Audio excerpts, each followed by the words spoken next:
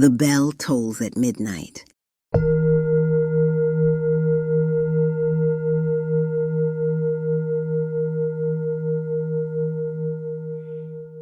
Greetings.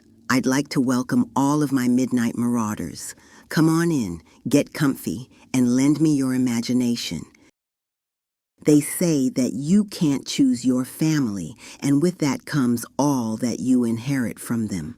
For Agasa LeBlanc, that means inheriting powerful abilities that he must learn to master, and dark forces that he can never seem to outrun, wanting to take those powers from him. I resume this midnight tale with our fourth entry, Perils of the Dynamic, Part 4, The Dynamic Bloodline. Agasa awoke from a pleasant and restful sleep. He noticed the room was quite hot. He slowly opened his eyes and found himself suspended in mid-air, floating in a pitch-black abyss. The smell of sulfur and brimstone was stifling. Smoke flooded out from a particular section of the abyss. The sound of countless voices wailed in complete agony, echoing in Agasa's ears. Agasa, now terrified and confused, sweated profusely while floating in outer darkness. He began yelling at the top of his lungs, "Where the hell am I?" Suddenly, a deep and hellish voice answered, "You've guessed it on your first try." Then demonic laughter enveloped Agasa's surroundings. "Lord, help me!" screamed Agasa. The hellish voice angrily retorted, "What Lord do you speak of?" Agasa felt forsaken. He feared that the Dark Ones had finally captured him as he witnessed what looked like two enormous, black, scaly, ferocious, thorny-tailed, fire-breathing dragons, setting ablaze all of the condemned souls one by one in the nightmarish hell he awoke in.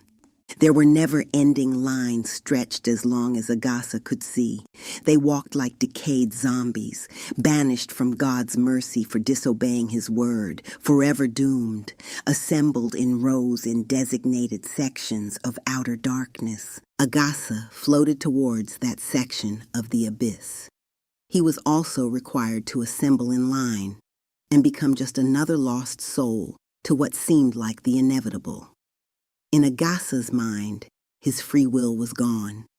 He was now being moved by some force other than his own. He fought hard to stay away from that section of the abyss. His arms and legs flailed wildly. He repelled this mounting defeat with every ounce of strength in his body, trying his best to avoid this horrible fate that now seemed certain. Suddenly, Agasa began to hear his name being called softly and calmly. Agasa, change. Agasa, change. Agasa, change. Over and over again as he began quickly picking up speed towards his certain doom. Agasa, out of complete terror and blinding fury, accompanied by his desperate will to survive, Agasa remembered what was told to him by Mboa. Agasa, you can be whatever you want to be, from the largest to the smallest creature. Suddenly, Agasa began to grow scales all over his body, and his bones took on new structure, becoming immeasurable in size. Massive horns sprouted like elephant tusks and adorned his head like a crown. What once were hands became massive claws, the length and edge of a sharp katana blade. By the time a raging Agasa reached the section of chaos in this hellish abyss, what previously looked like two terrifying dragons, now compared to Agasa, who currently resembled such creatures worse than that of terrifying myths like the dreaded kraken, became simply two obnoxious lizards trying to wreak havoc on mankind. Their sizzling huffs of fire became tiny puffs of minuscule flames compared to Agasa's ability to produce an inferno, like striking a match in a hell.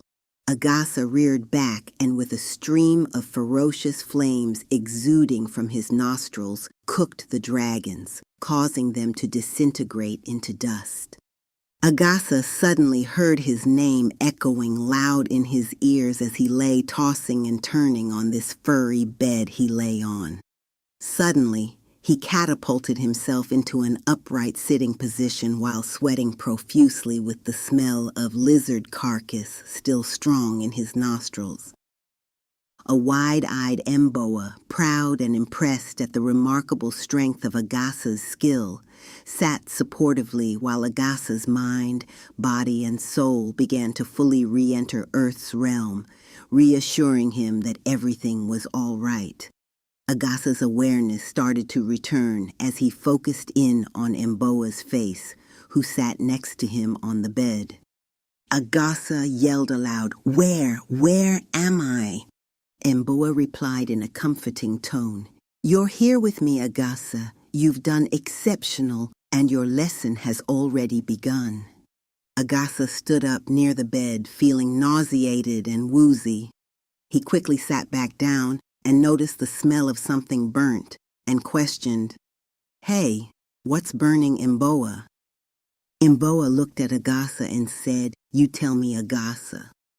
Agasa responded, "I dreamt I was in this awful place like hell. There were so many people there, doomed, and 2 fire-breathing lizards, dragons, and—" Mboa chuckled under his breath and said with gentle reassurance, "Just calm down, Agasa, close your eyes, take a deep breath, and start again."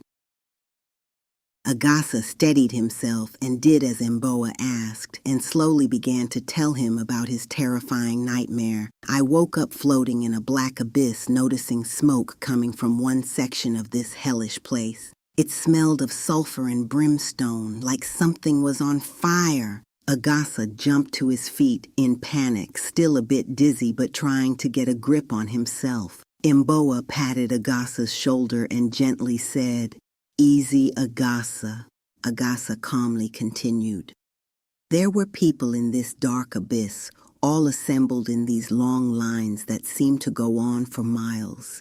Suddenly, some unknown force began drawing me towards this hellish, dark, pungent section, and I noticed the Dark One setting ablaze all of those helpless souls in line one by one, and I was almost one of them." Mboa stood to his feet and looked a terrified and highly infuriated Agasa in his eyes and said, "Job well done, Agasa. Your first test was executed with the wisest decision and the utmost shape-shifting ability." Agasa tilted his head to the side, looked at Mboa while squinting one eye and asked, "My first what?" Mboa tried to read Agasa's mind but was unable to as Agasa scrambled the signal. Mboa was surprised at how fast Agasa was learning how to scramble the signal of mind reading. Just then, Agasa said, "So all of what I just experienced was a mind test you dumped on me while sleeping?" "Huh, Mboa? While I was sleeping?" Mboa replied in a stern tone, "Agasa, evil doesn't announce to you that it's coming, but it shows up when you least expect it, when your guard is completely down and you are the most comfortable that you've ever been, and suddenly, out of nowhere, there it is. Evil rears its ugly head, showing up at your job, your place of worship, your home even. You are such an intuitive wonder, Agasa. You possess all of the dynamic ability one could ever need to completely obliterate the Dark Ones once and for all. Come with me, Agasa. Let me show you the way." Agasa followed Mboa back down this golden hallway that previously had radiated vibrant hues when they walked down it, but now omitted such dazzle as the color had changed to what was now specks of a murky, dim, and bland hue. "Why is the color different and dull?" Agasa asked. What happened to the vibrant golden color I'd seen last night?" Mboa answered by saying, "How do you feel this morning, Agasa?" Mboa stopped walking and turned to look at Agasa, who then began scrambling any potential mind reading by Mboa, who laughed and said, "I'm not trying to read you, Agasa, just asking a simple question." Agasa then angrily retorted, "I wish I had no part in this Mboa." Suddenly, the hue turned dark and muddy, causing Agasa to be on guard. Mboa said to Agasa, "You are in a living, breathing dwelling. It feels whatever you feel. It takes on whatever aura you exude. If you're calm and happy, the Hall of Auras will exude that emotion, but if you're anxious and upset, it will take on that emotion too." Agasa's bottom jaw dropped, amazed at his surroundings, and suddenly the hall turned yellow as it took on the color of surprise. Agasa was beginning to understand the natural order of things and finding out just how in tune with the universe mankind truly was. "Another lesson learned," said Agasa as he continued down this now yellow glowing hallway, looking around in amazement as he walked with Mboa. They came to a giant red double door located at the end of this hallway that seemed to be taller than any door Agasa had ever seen before. Agasa looked back down the hallway and the color was now gone. The hallway was now just a regular plain hallway without Agasa's or Mboa's energy to draw from. It was just as it was before they'd entered it. Agasa said under his breath, "Wow," feeling that the house was a huge spiritual monitor picking up on his emotions. It was beginning to make sense to an astonished Agasa.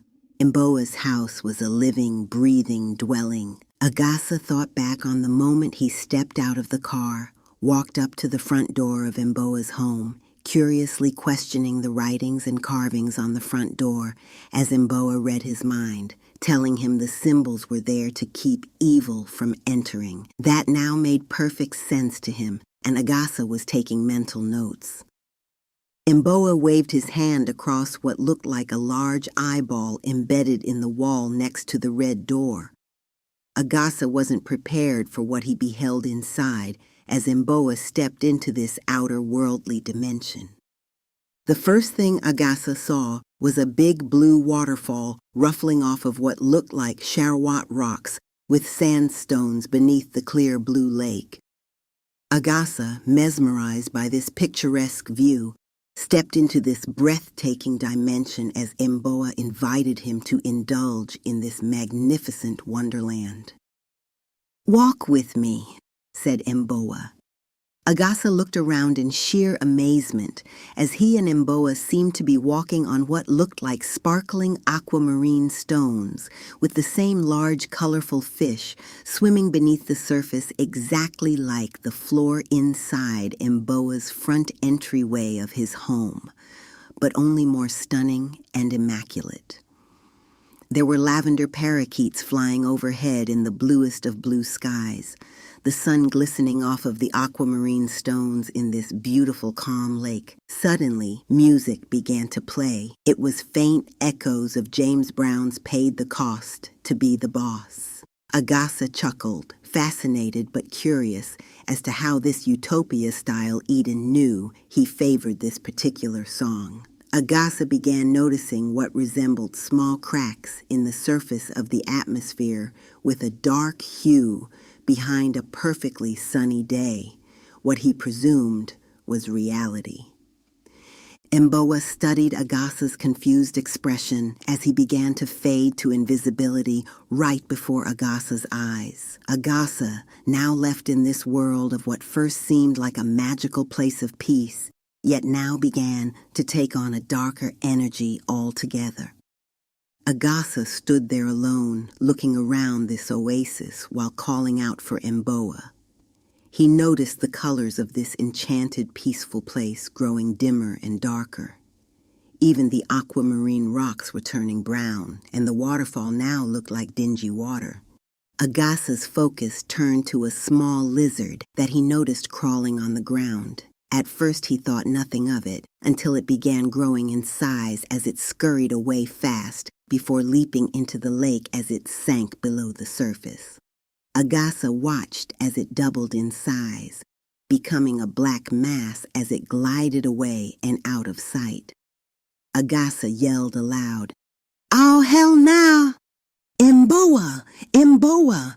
Agasa frantically called out as this once beautiful, enchanted oasis quickly started to tear away like someone tearing a piece of paper into strips, and the darkness began to surround him.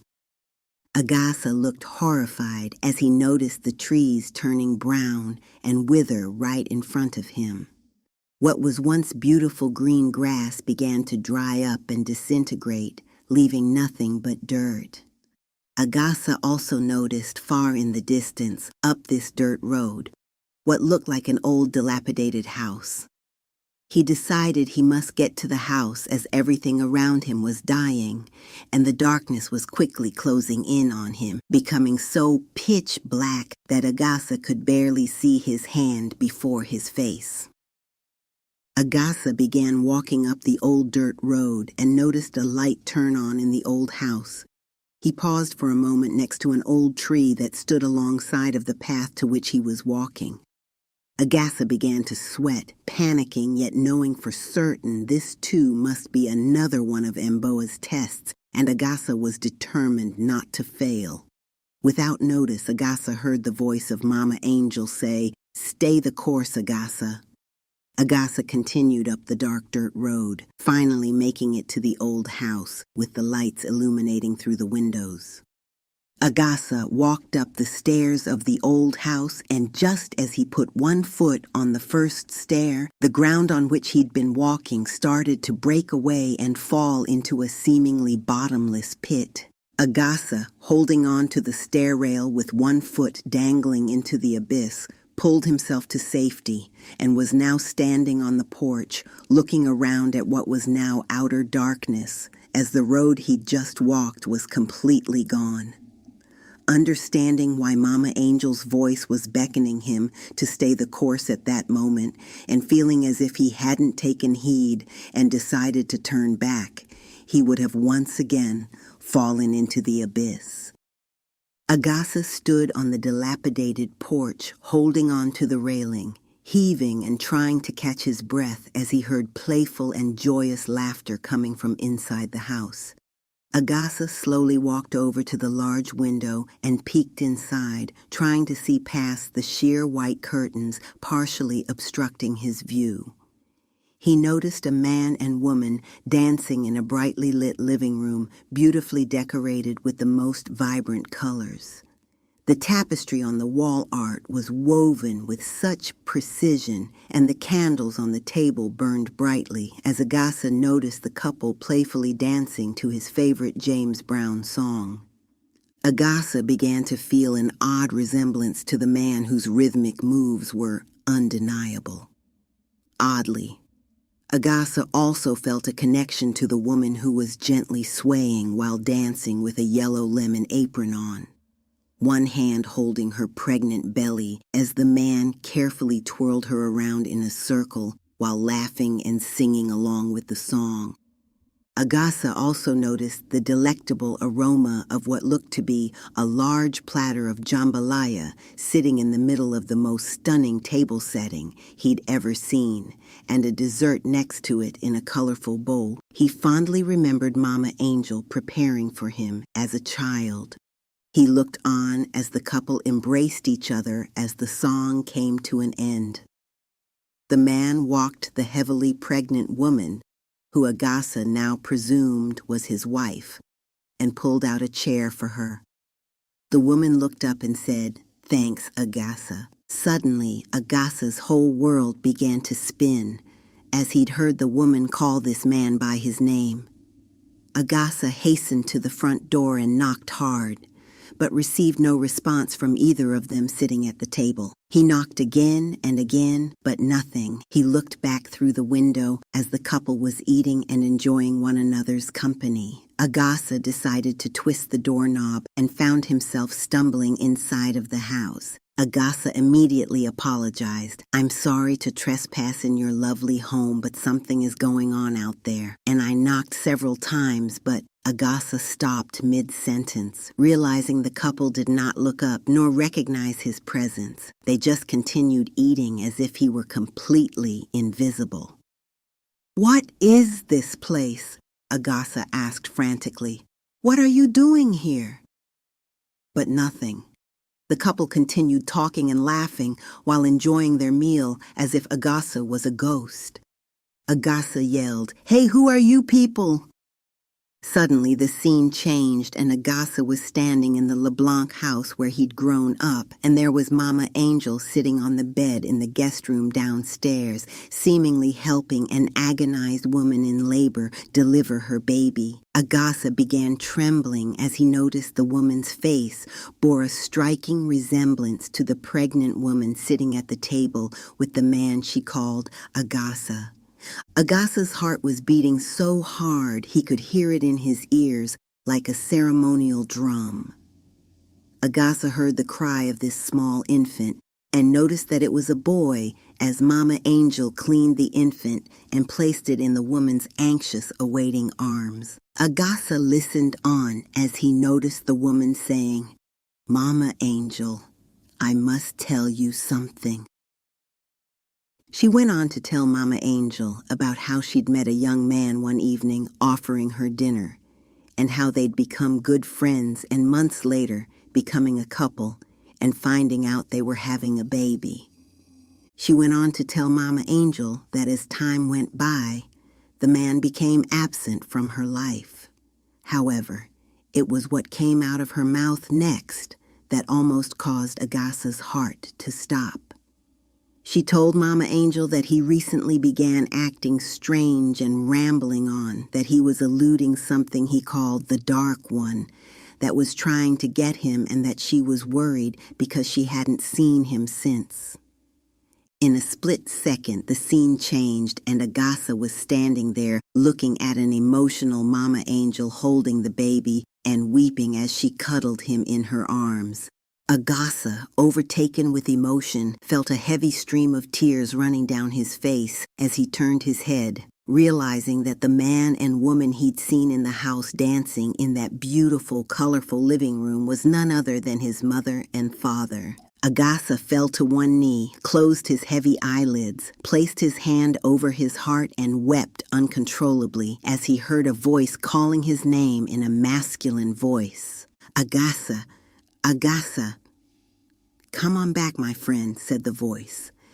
As Agasa began to slowly open his eyes, he was noticeably experiencing great grief about his mother's transitioning in the manner that she did. Also, seeing Mama Angel again up close gave him great joy. Agasa noticed that he was standing inside this lustrous garden as it had somehow been restored to its beautiful wonder, and there appeared Mboa as he gently gathered an extremely emotional Agasa by the arm and slowly walked with him back towards the entrance and out of the large red doors. Agasa turned to Mboa and said, "What was this test supposed to teach me, Mboa?" Mboa replied, "What you were missing most, Agasa. Knowledge of self. If you don't know where you're from, you won't know where you're going or how to get there." Suddenly, emanating throughout this large cabin-style home was a loud gong bell vibration, which seemed to penetrate the very soul of Mboa, letting him know that the house had read Agasa's physical and mental stability, deeming him capable and ready to sally forth with his quest to go it alone and ultimately unite with his family in Los Angeles, California. Mboa smiled and told Agasa of the house's reading of him, and a forever grateful Agasa was more than ready to proceed with his perilous journey. After a satisfying meal and plenty of water, Mboa showed a weary Agasa to his room, telling him that Carl would be returning to pick him up in the morning to drop him off at the airport. Agasa thanked Mboa and passed out from sheer mental and physical exhaustion as he laid across the bed. Agasa woke in the middle of the night and sat up on the side of the bed. He thought about all of the things Mama Angel had taught him as a child, as she'd use idiomatic expressions regarding character. Agasa laughed as he could hear Mama Angel talking about Miss Gertrude Early that worked at the Five and Dime. As she'd say, "That Gertrude, she is as rough as a corn cob." meaning someone with a harsh, unrefined, or nasty personality. Agasa laughed, thinking about how Mr. Platts would sit on his front porch judging everyone in the neighborhood as if he was better than other folks. Well, Mama Angel would wave smiling while adding under her breath, "He thinks the sun comes up just to hear him crow," referring to someone incredibly vain or narcissistic. Oh, Mama Angel was a complete cut-up. Agasa appreciated how Mama Angel instilled respect within him being that divine example by carrying herself as such. She reminded him to respect those who respected you and to avoid those whose sole purpose was to get you to stoop to their level of backbiting and giving in to the spirit of gossiping low vibrations.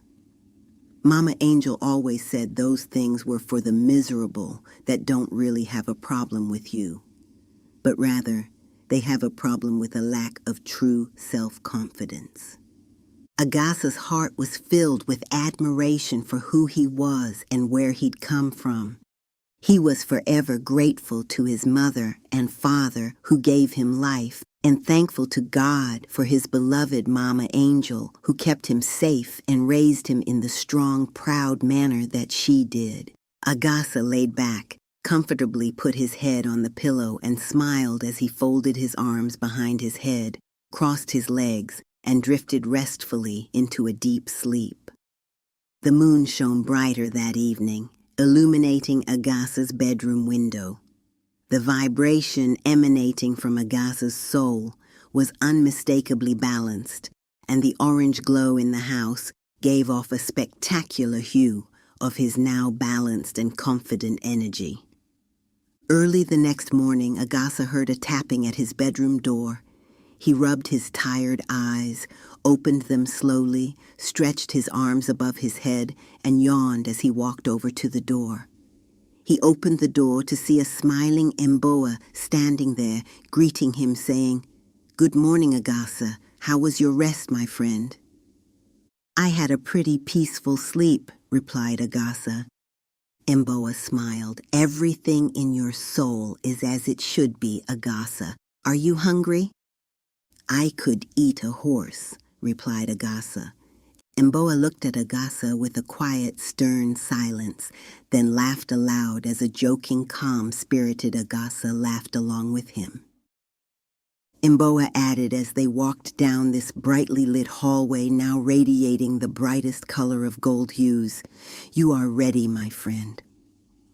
They walked into this large garden-style kitchen and sat at the table as Mboa prepared Agasa a large breakfast of the freshest fruits and vegetables, a variety of greens, nuts, berries, and other natural foods. "Hey man, where's the eggs and bacon?" Agasa asked.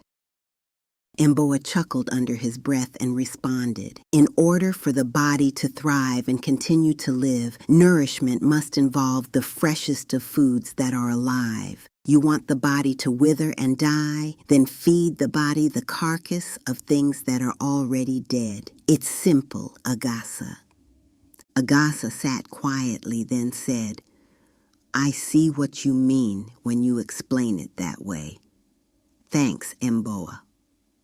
Agasa began to fully enjoy his natural food, feeling the energetic boost it gave him. He was barely finishing up when a loud chime sounded from the front door. Mboa went to answer the door, and it was Carl as Mboa jokingly said, "To what do I owe this surprise visit?" The two laughed as Agasa entered the room overjoyed to see Carl, appreciating the fact that he had made it back to pick him up. "Hey, Carl," Agasa said while walking over to greet him. "How are you feeling, Agasa?" Carl replied. "Better than ever, thanks to Mboa." Carl looked at Agasa and said, "You look better, my friend." Carl then turned to Mboa and said, "What brand of sorcery have you conjured up for Agasa, old friend?" The three men chuckled as they began walking towards the front door. Upon opening the door, Mboa abruptly turned to Agasa and said, "Peace be with you, Agasa, and good luck on your journey, young shaman." Shaman, Agasa replied as Mboa hugged him farewell, and both Agasa and Carl walked out of the door. Carl and Agasa walked out of the enchanted home to Carl's white truck parked in the cul-de-sac. Mboa waved as the two men drove out of sight. Agasa sat quiet as Carl drove them back down the snow-scattered mountain. Carl sensed many emotions emanating from Agasa's energy. It was obvious that Agasa wanted to quiet his thoughts and ride in complete silence, and Carl was certainly going to allow him to do just that. The long-awaited trip ahead of Agasa was just a few hours away, and his mind, body, and soul was at ease. Agasa slowly closed his eyes, sat back, and enjoyed the ride. Agasa woke hours later as Carl looked very tired in the face, yawning while noticing Agasa had finally woke up. "Hey, Agasa, we're about 10 minutes from the airport. Guess you won't be sleeping on the plane," Carl said and chuckled. Agasa laughed quietly, saying, "Sorry, Carl, I guess I didn't know how tired I was." "You don't owe me an apology for being tired, but I'm curious. What did Mboa's teachings consist of?" Carl asked. Agasa looked at Carl and said, "Trust me, Carl, you never want to find out." Carl looked at Agasa with sympathy in his eyes as he pulled up at the Lawton Fort Sill Regional Airport. Carl parked near the front entranceway of the airport, keeping the engine running. He looked at Agasa and said, "May you find the utmost peace, Agasa, and find all the happiness you're searching for with your family in California. Rebecca and Bailey send their love." Agasa held his hands in prayer and thanked Carl, who was noticeably emotional. Agasa leaned over and gave Carl a hug and exited the car, walking into the airport with his duffel bag slung over his shoulder, ready to board the plane set for Los Angeles, California. Agasa went straight to the bathroom after walking into the airport. Noticing his reflection in the mirror gave a new reality of what perils Agasa had conquered over the past several weeks. His face that was once narrowed and gaunt with dark circles under his eyes now looked healthier, and the robust color was back in Agasa's complexion. No more dark circles underneath the eyes, and, speaking of eyes, they were bright and crystal clear. Agasa kneeled down near the sink and unzipped his duffel bag to check his identification and passport that seemed to be all intact, but noticed a couple of new shirts, 2 pairs of pants, and a few new personal items folded up neatly inside. Agasa wondered who could have slipped these things in his duffel bag, but soon found out through the heartfelt letter folded up inside near a banded stack of $100 bills. Agasa's mouth hung open as he abruptly zipped his duffel bag shut and exited the facility with the note in his hand as others started to enter the restroom. Agasa sat quietly, waiting to board the plane. The ticket Carl had gotten him for California was folded inside his inner jacket pocket. He grabbed the letter, unfolded it, and started to read. The letter read, Dearest Agasa, I hope this letter enlightens you of all the things I didn't get a chance to tell you. I am your mom, Alibo. Your father is Agasa Sr., Mboa's younger brother. Mboa is your uncle. I am 9 months pregnant with you, Agasa, and if we never meet, if I happen to perish in childbirth like a few women in our family often have before me, understand this. When the Dark Ones began hunting your father, Mboa taught him to hone his powers too.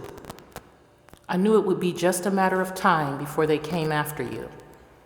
I was determined that the two of you would meet. I love you, my son, with all of my heart.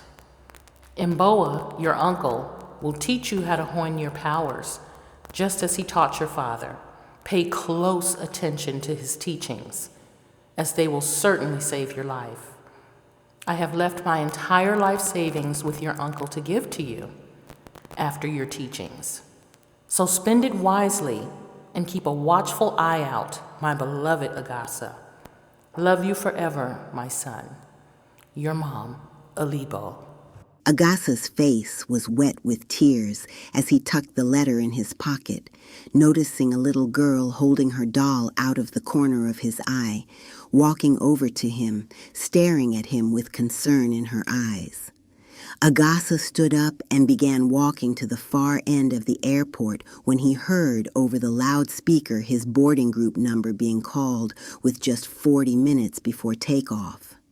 He promptly went to get in line to board the plane to California. Agasa boarded the plane and noticed how crowded it was. He sat down right in between two old ladies who were already talking amongst themselves about anyone who boarded the plane, and Agasa was no exception. Both ladies looked hard as Agasa put his duffel bag in the overhead compartment, then took his seat, squeezing in between the two while adjusting his seatbelt and fastening it for safety.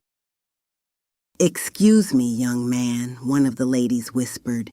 "Could I kindly switch seats with you to continue conversing with my friend here?" Agasa looked relieved, saying absolutely, as both ladies stared closely at the sides of his head.